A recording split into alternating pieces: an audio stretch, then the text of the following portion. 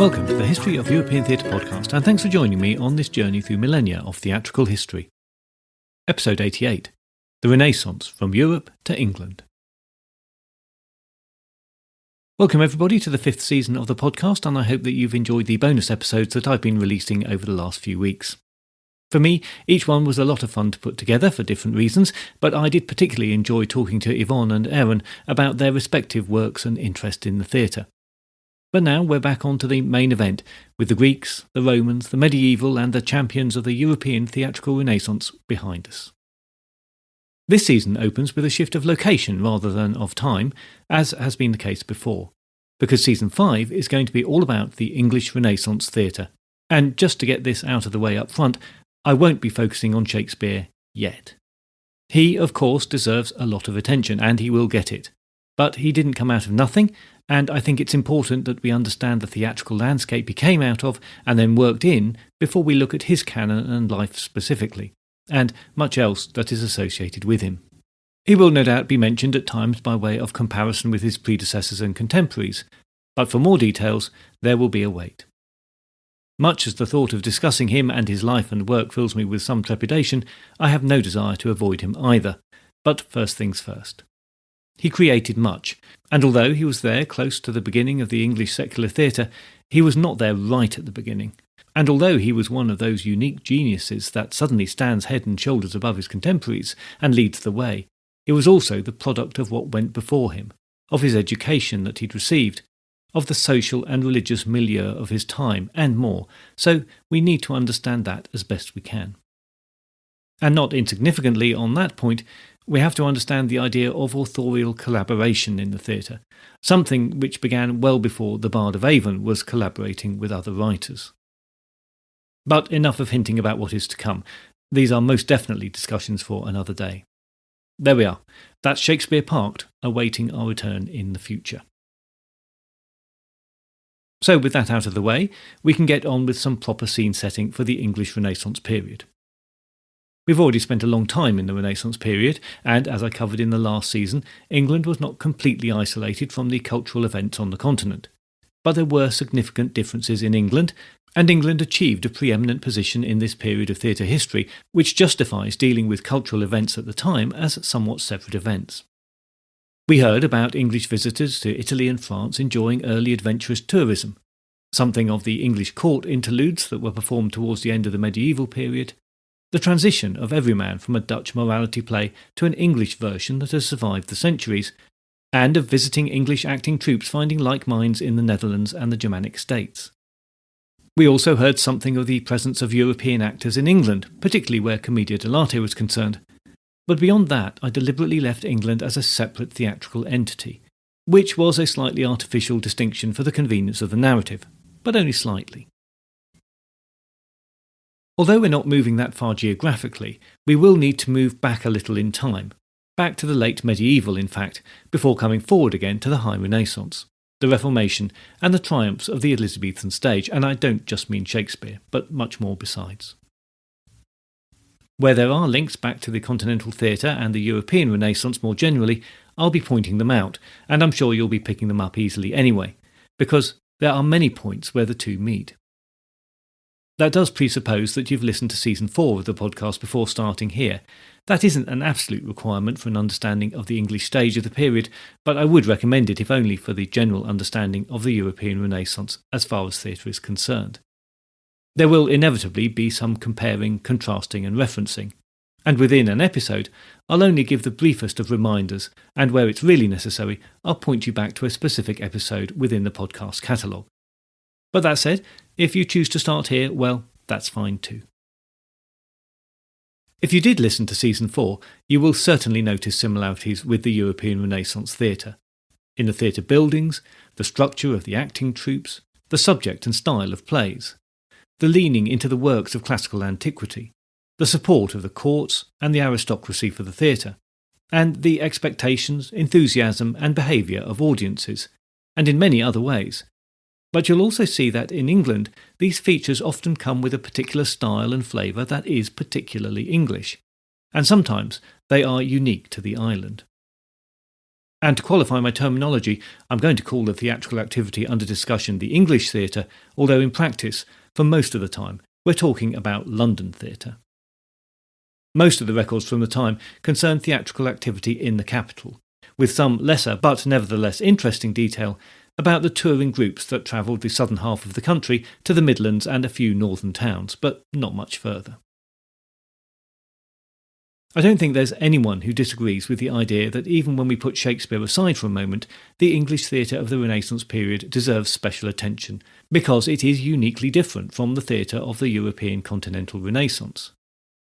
Whereas Italy and France without question produced the greatest sculptors and artists of the period, against which, despite the occasional masterpiece, England has relatively little to offer, only Spain can argue for supremacy with England for theatrical entertainment. Somehow, for all the ties that there undoubtedly were, this damp and misty island on the edge of the continent managed to produce theatrical art that stands apart from the vast majority of the other theatrical efforts of the time. The theatre historian of the mid-20th century, Allardyce Nicholl, noted that English theatre stands apart, and I quote, because it realised a broader spirit and a richer harmony than its companions succeeded in attaining. From my reading of the continental theatre, I think this is broadly true. With a very few but very notable exceptions, English theatre manages to become something fiercer and more current and more thoughtful than the offerings from Italy, France or Spain. What I'm going to explore and hopefully show you over the next few weeks and months is why that statement is true, how it was achieved, and why it came about. Because we know of the English triumphs of the later Renaissance, it's sometimes forgotten that the early scorecard had England marked down as a slow starter. Before 1560, and arguably even later than that, there was nothing in the English canon to match Ariosto's comedies or the satire of Machiavelli. In 1583, poet, courtier and leading man of letters Sir Philip Sidney wrote an essay of literary criticism, now generally considered the first work of literary criticism, entitled The Defence of Poesy, now more usually updated to An Apology for Poetry or A Defence of Poetry. He was writing in defence of a form that had become less popular since printed books had become more accessible and public taste turned to reading histories and romances rather than poems. As part of this work, he wrote of his complete condemnation of the English stage. He could see virtually nothing of value in it at all, saying naughty playmakers and stage keepers had made it odious. Now, Sidney was of a puritanical leaning and would never stoop to writing plays himself, so he had little natural enthusiasm for the Playhouses. His apology was most likely prompted by a pamphlet written by Stephen Gosson that was dedicated to Sidney and bemoaned the popular liking for melodrama and vulgar comedy. Gosson, a schoolmaster by trade, had written plays of his own. His objection was to the content rather than the form itself. Dedications in publications were a form of flattery at the time, and usually permission to make such a dedication was sought before the printing was started. But Gosson was either not so courteous or missed his mark completely, possibly both. Sidney seems to have been offended by being associated with the pamphlet, and wrote his defence of poets in general as a response. His overarching thesis is that poetry and poetic language could enhance an understanding of any subject simply by presenting it in carefully composed poetic language. Despite his dislike of plays, we do have a lot to thank Sidney for in the development of the English stage. Through his poetry, he introduced the English to the idea that poetry could be a verbal system used to produce powerful images and imagery, tools that were put to good use in the English drama that was about to burst forth. The theatre became a natural home for poetry and thoughts and ideas expressed poetically. Sidney wrote his poetry to be read, but also to be used to promote visualisation in the mind of the reader. The idea of the mind's eye was strong in Sidney, something that was in fact close to Aristotle's concept of the strength of mimetic art as a poetic form, and a concept that was fully endorsed by the best playwrights of the time. This was dramatic poetry, in the sense that Aristotle meant it, not poetry just to be recited on stage, but poetry that not only enhanced the action of the play, but was an intrinsic part of it. Continental plays were full of poetry, but most of it was there for its own sake, and much was second or even third rate. The best of the English dramatic poetry was very different from the French, Italian or Spanish efforts. This is the period where the English language really came into its own. In the medieval period, the general opinion was that English was a crude and vernacular language that was not able to express finer thoughts. Latin was the language of God and literature, a position that was only partly refined when Norman French became the language of the aristocracy after the Norman invasion in 1066. With assimilation of words from Greek, French and Latin into the English language, it developed over the centuries into one of the richest languages in Europe, and poets of all types began to put it to good use. The admiration for Latin was at least in part due to the fact that it had strict grammatical rules that were clearly systematized and documented, something that the English language had resisted. Before the 16th century, there had been hardly any attempts to regulate English, and when there were, these failed to transfer into the common accepted usage. As late as 1504, poet John Skelton described English as rude and rusty, meaning rustic. It was, he said, a dull language. That meant it was impossible to write ornately in English, a matter that was only complicated by the vast difference in the many dialects used across the relatively small country geographically and across the different classes in society. But by the 1580s, this attitude was changing, and writers and educators were becoming more confident in English as a language that could express higher thoughts and experiences. The earliest dictionaries and books on English grammar were being compiled and published. A style of writing developed that was a combination of prose and poetry, effectively prose, but using poetic elements as tools. For example, there might be the use of alliteration, metaphor, simile, or contrasting statements within a prose piece in an attempt to heighten the reader's experience. Experiments like this also happened on the stage, so I would argue this development of language and the growing confidence of the use of English plays an important part in the overall development of English theatre in this particular period. In his apology, Sidney goes so far as to praise the English language for what it can provide the poet. He said its lack of grammatical rules and its vocabulary, which was of a rich and varied history, could actually work for the benefit of the poet. As I mentioned, Sidney was no playwright, so we won't hear much more from him in the coming episodes, and I'll take the opportunity now to quote his famous statement about the state of English at the time. This applies for playwrights as much as it does for poets. He said, "Whereto our language giveth us great occasion, being indeed capable of any excellent exercising of it. I know some will say it is a mingled language, and why not? So much the better, taking the best of both and the other. Another will say, it wanteth grammar. Nay, truly, it hath that praise that it wants not grammar. For grammar it might have, but it needs it not. Being so easy in itself, and so void of those cumbersome differences of cases and genders, moods and tenses, which I think were a piece of the Tower of Babylon's curse, that a man should be put to school to learn his mother tongue, but for the uttering sweetly and properly the conceit of the mind, which is the end of speech. That hath it equally with any other language in the world."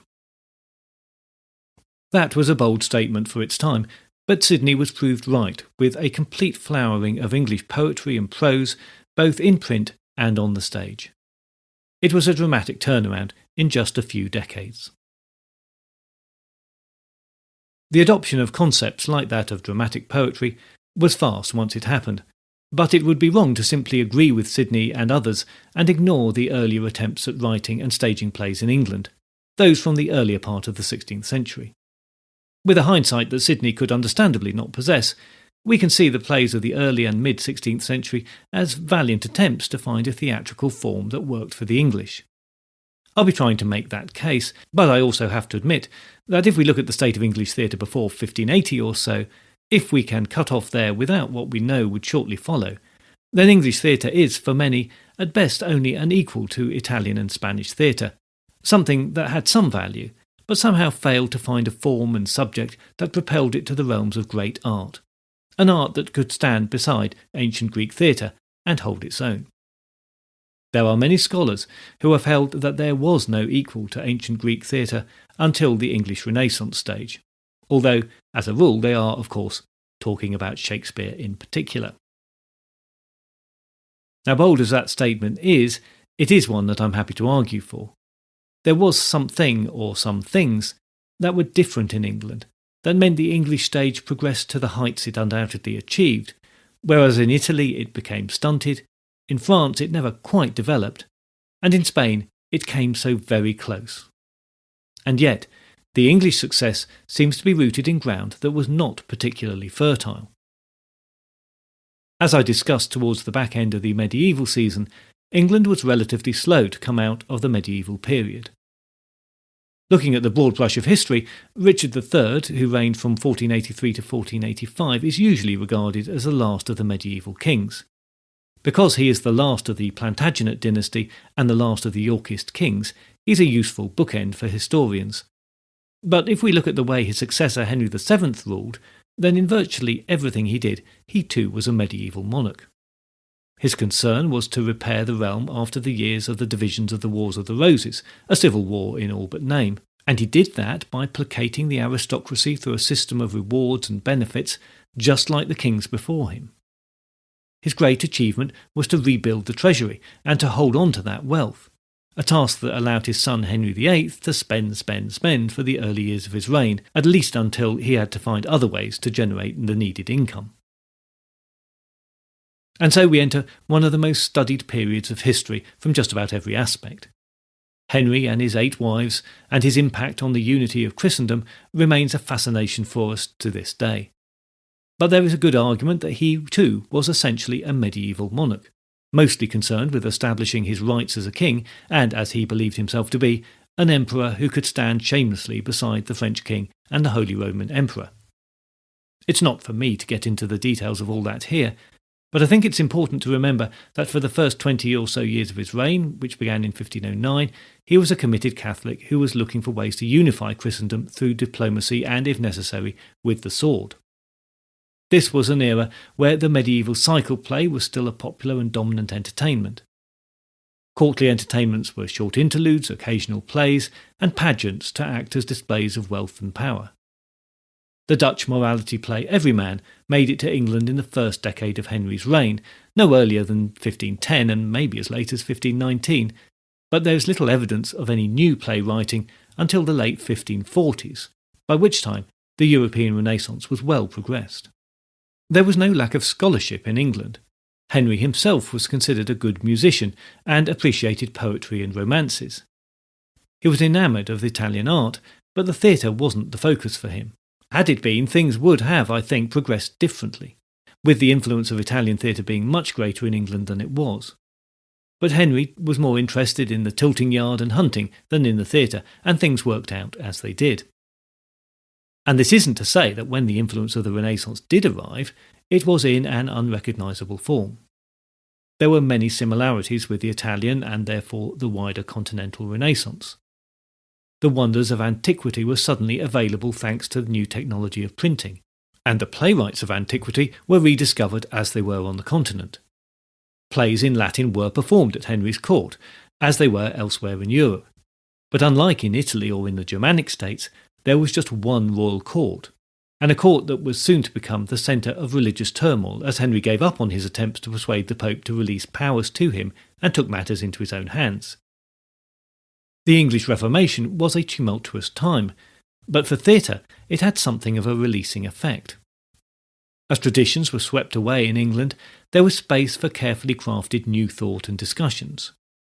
Where France and Spain were trying to hold on to ancient traditions, in England they were let go in a wrench that many found painful, but many others greeted with open arms. The irony is that the competing religious fervours of the Reformation actually left some space for the secularisation of theatre. Playwrights had to be careful, of course. The Reformation and post-Reformation periods were a time when what you believed or refused to recant could lead you to prison, the executioner's block, or the stake. But in England, plays could be written that were essentially secular in nature, to a degree that remained unusual in Italy or France. But Henry's efforts were not all about religion. Even before his church reforms crystallised in his mind as a possibility, he was facing off at different times with the Catholic monarchs of Spain and France in displays of medieval kingship at its finest. The religious beliefs were heartfelt and sincere, but that didn't get in the way of wealth, power, and supremacy in Christendom. My point can be summed up by saying that England was more forward and outward looking than either France or Spain, who were clinging to their historic structures within the Catholic Church. That outward and forward look is, I think, reflected in the plays of the time, particularly when we move to the later Renaissance and the rule of Henry's daughter Elizabeth. The Elizabethan era is quite obviously the greatest period for theatre, but again, not just because of the genius of Shakespeare. Even without him, if that's possible to imagine for a moment, his contemporaries and successors hold their own against, if not exceed, the best work of the continental playwrights. The exact reasoning for Henry's actions and how much they reflected the genuine desires for change or not in his people is still debated, but all agree that the course he set the country on was masterfully managed by Elizabeth in her reign, and England was on a path that went a very long way to fulfilling its promise. Plays brimming with that confidence were produced, and playwrights were at the forefront of artistic thought and the exploration of what it meant to be a human being in the Elizabethan period, thoughts that found their release within the new religious framework of the time. Perhaps another factor that played here is something that can still be recognised today in English sensibilities, a scepticism about the culture of continental Europe. When the French, Spanish and Italians watched plays in Latin, they would be in no doubt of their shared Roman heritage and how their Romance languages were all rooted in Latin. Languages that some would say were simply bastardised versions of pure Latin. They had much in common despite differing national interests, but the same was not true in England. Thanks to a complex history of Scandinavian and then more recently Norman invasion, and despite the long Roman occupation, the English saw themselves as very separate from the rest of Europe. They were, of course, physically isolated, which plays a significant part in this, but they saw themselves as culturally distinct too. Their language carried some Latin influence, but more via the Normans than the Romans. The popular foundation myth of the time didn't go back to Rome, whose sons were always seen as occupiers, however much their blood still ran in English veins, but went to the Greek myth, and specifically to the fall of Troy. A created myth, no doubt, but it is of these things that national identities are created. So in Italy, the assimilation of works from antiquity was easier because of the proximity of language and heritage to Latin and the Romans. You will probably remember that it was a tragedy that found its way from antiquity to a modern Italian play, somewhat against the general liking for comedies. Sophonisba by Tristano was written relatively early in 1515 and was taken up as the model for tragedy, as a piece clearly derived from Greek models via Seneca. In England, work by academically minded students who attempted the same path from Seneca briefly had a voice, but this was soon drowned out by Shakespeare and his contemporaries, who drank from the wider pool of classical learning, history and folklore. If the English Senecans had been around perhaps 50 years earlier, the course of English theatre would have been very different, and would perhaps have followed a more generic line, taking its lead from Italy. But I'm speculating again, which is fun but not particularly useful. I shall try now to restrict myself to what did happen, and not what might have been. No review that attempts to understand English theatre of the 16th century could be complete without including significant mention of the public playhouses. The English playhouse is perhaps the best-known public theatre building of its period, and its design and location plays a key role in the development of theatre. I don't think that we can isolate the theatre building from the playwrights or from the plays. Each has an influence on the other, and if we tried to decide which came first, we'd be discussing chickens and eggs until the end of time. The English playhouse was not a completely unique development.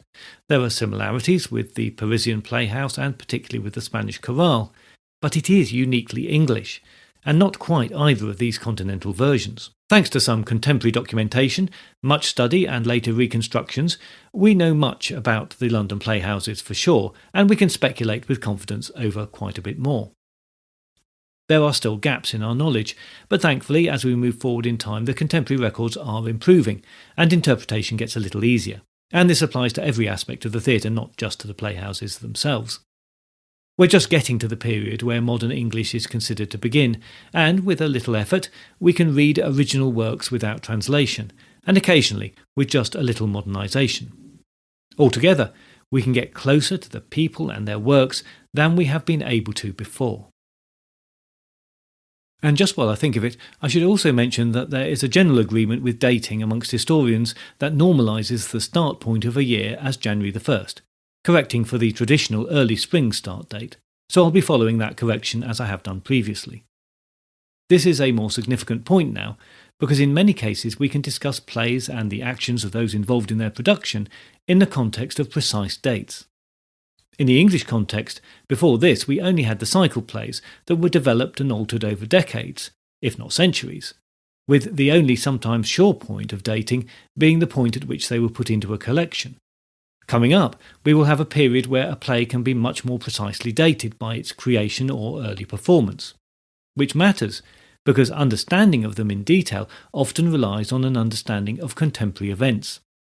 These were not plays written in the universal time of the cycle plays, but for the here and now, even when the subject was ostensibly taken from history. That, I think, is one of the most exciting changes that we can see in the plays of this period.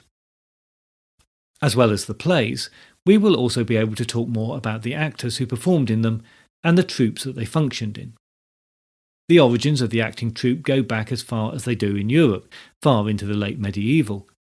But as professionalism developed, the role of the amateur players who were so closely associated with the cycle plays seems to decline.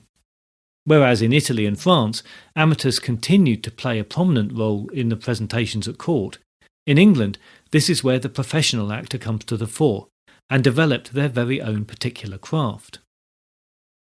The courtly entertainments were less lavish than on the continent, particularly under Elizabeth, who kept tight control over court expenses. After a slow start, plays that relied on simple presentation, little costume, and the power of the poetry and prose, rather than lavish settings and large casts, became the norm both at court and in the public playhouses, which is just one of the reasons why the playwright becomes a key figure in the English theatre. As the profession of acting developed, so did England's regulation of actors, which was different from the rules on the continent, and particularly as we get later into the period, there is some fantastic detail available to us about how the troupes functioned and how they were regarded as they moved around the country or settled in the London theatres.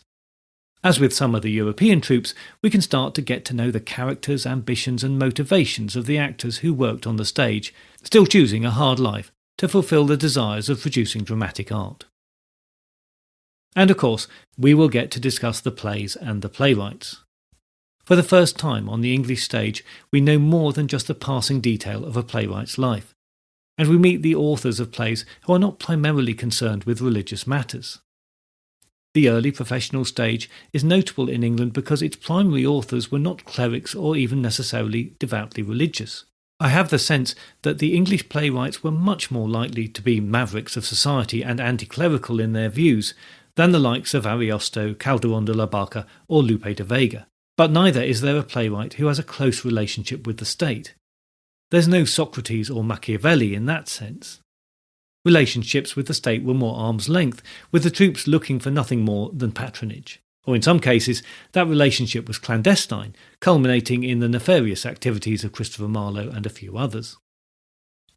The independence, the unique voice of the English playwrights, even in the early days of the English Renaissance, is noticeable and, I think, not an insignificant factor in the success of English theatre.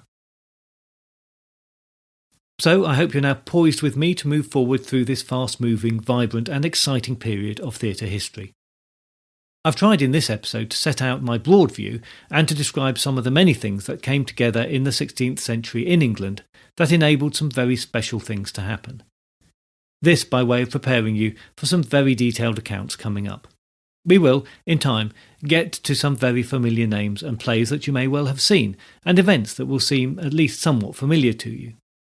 If something is not completely new to you, then I hope I will at least be adding more detail and context than you have ever known before. So strap in and enjoy. Next time I'll get our review of the period properly started with a look at the earliest theatre buildings in London and how they were part of changes that were some of the biggest changes in theatre for a millennium. For the first time since the end of the Roman occupation, British theatre had a purpose-built home, and even before that, Other spaces were being put to good use. So there we are, off and running on the English Renaissance Theatre. If you access the podcast via the website, you'll find a new seasons category on the main menu, and of course the latest episodes will also appear on the landing page. I've made some updates to the website recently with new guest biographies and added to the reading list, so do go and have a browse around the site and let me know if there's anything else that you would be interested to see there. That's all at www.thehistoryofeuropeantheatre.com. If you'd like more theatre history content, please find the podcast on Facebook and on Twitter, and now we're on Instagram too. There's plenty of extra content on Patreon for a small monthly fee. All the links are in the show notes. Most of all, thanks for your continued support listening to each episode. Please do spread the word amongst your friends and anyone you think might be interested. I look forward to your company next time, but if you have any comments or concerns in the meantime, you can contact me by email at thoetp@gmail.com or via Twitter at thoetp.